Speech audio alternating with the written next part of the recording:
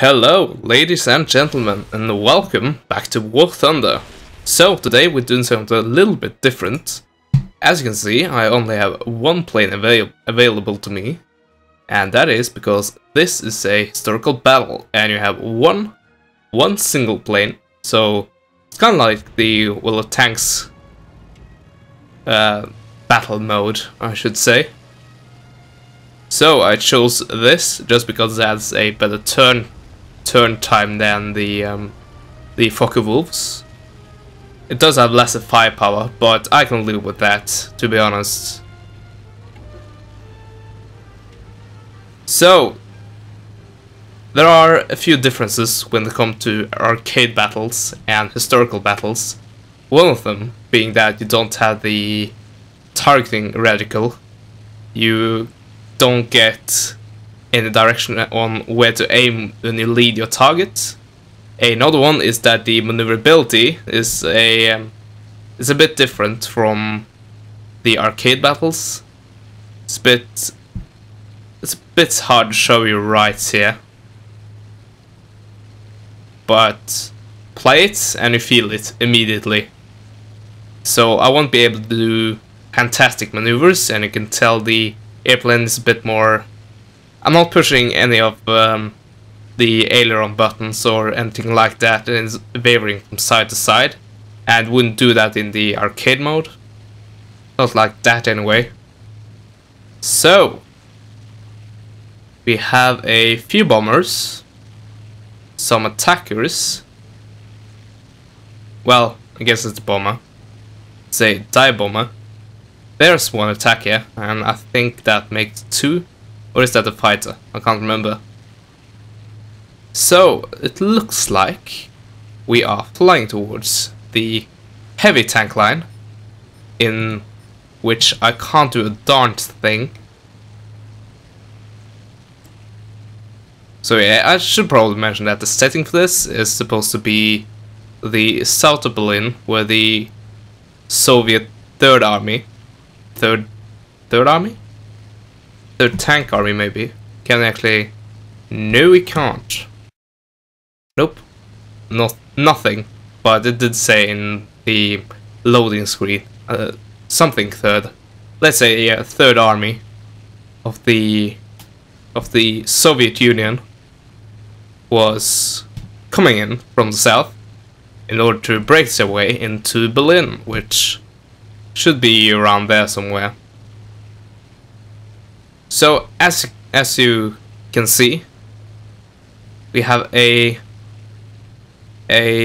party or team which consists of exclusively German planes, except the Wellington. But if you take a look at it, you can see that that's a premium plane, and it has the Wehrmacht Iron Cross, or I guess it's the Wehrmacht, is the collective. Can't remember, I think that might just be the army, like the land portion of it. So I'm not too keen on attacking anti-air guns right on.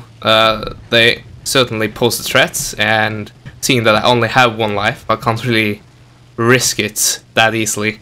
And I am a fighter, and I have to really play to my role right there, and that is to protect my bombers and to some degree attackers in their missions. And if they can't do their missions, we'll lose. So I don't see any enemies left. Yeah, yet. I don't think a single one of them are gone.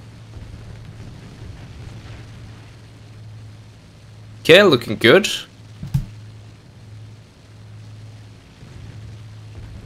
Nope, still nothing. And that AA gun is still operational. I will probably be getting a slight hit on my airplane right there, but that's a risk I have to take. Okay, recover from that in good time. as I said, you don't have the same maneuverability, so you can't take the same risk as you do in the arcade mode. Okay, we got a few Soviet planes. No, appear to be American planes. There's a B-25, there's a Wellington. This might be a combined efforts map. I've seen one of those, which combines German planes. No, not German planes, but against German planes. It combines the United States planes, and it also has the British planes. So you can see right there, B-25, the Wellington, the F4U. What's that again? The Buffalo? Okay, so you can clearly tell I don't have the targeting radical. But I am getting some shots in though. Just trying to judge the distance and where my shots are going to land. Is Wellington is struggling. Okay, got a plane incoming. Well, actually, it's not incoming at all.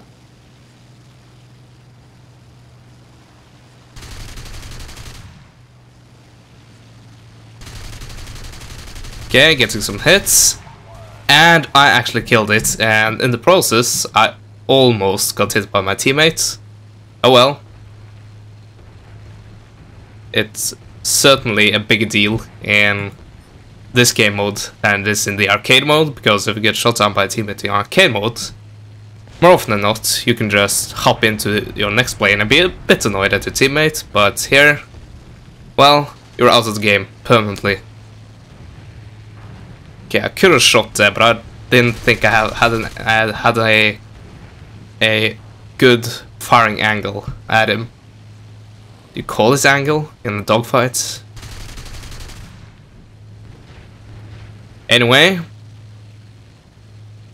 we're fighting against the Spitfire, and we actually have decent turning ratio here. And that must be my enemy. Yep. That's a Typhoon actually.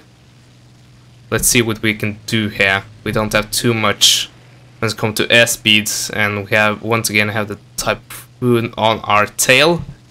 Of course the BF-9 is known for its climbing capabilities, but at this close range there's not much I can really do. And there I went. And yeah, that's that. That's the harsh reality of it. Well, status reports. At least we got 1 kill. We seriously damaged, the Spitfire. And it appears our team is winning. Let's take a look at the statistics. We can see that me, myself, and only 1 other plane on our team is gone, while 4 planes on the enemy team is gone, including that should be a bomber, right? Including 3 bombers. So that's a big deal when it comes to the ground targets, because that's your objective, is to kill all the ground targets. Of course, you win when you eliminate all the enemy pilots. But I've seen games end both ways, so shouldn't ignore it. He is gone. Interesting. It's not often you see a plane manage to land after losing its tail like that. But it's just over there, so might have been teared off at the time of landing. Anyway, statistics, as I said, well, evening a bit more out, but we have done some damage, I'm sure, so hopefully we'll win. I don't know, I won't be bothering staying to find out. Might mention that in the next video, if I do remember. Anyway, it's late over here, and we have nothing else to do, so we should quit the mission. and take a look at the statistics. Not too impressive, fortunately, but we have to settle with what we got.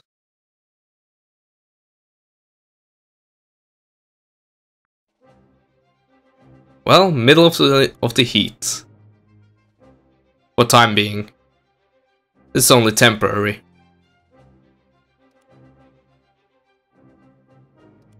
Yeah, looking good. A decent bonus, considering what we actually did. So, I'm currently in the process of saving money.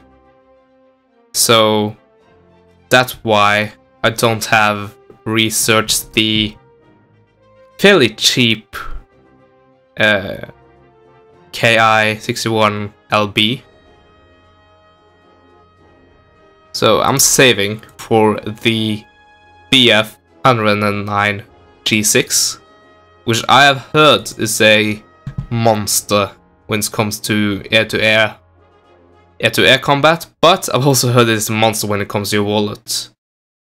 So that's going to be interesting. You can see here it costs 11,420 lines to repair after the 10 free repairs you got.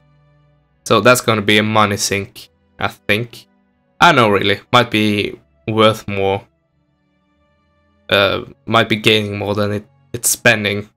I do have the reward of 140% with owning that plane. So that's going to be interesting. I need 800 and... where's that million? 1, 2, 3, 4, 5.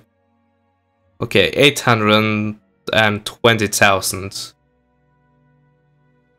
lions to actually get a plane, but I also need 160,000 lions to actually be able to fly it as well, training a crew for it. So what I need is 980,000. So I'm a bit over a quarter of the way there. So that's going to take a while. Anyway, hopefully you enjoyed this. I'll try to mix it up a bit and do some historical battles. I haven't done too many of those. Well, this is actually my first filming a historical battle. I haven't done many of them at all, really. So, I'll show you more of this if you want to. Besides that, hopefully you enjoyed this, and I'll see you guys next time. Goodbye.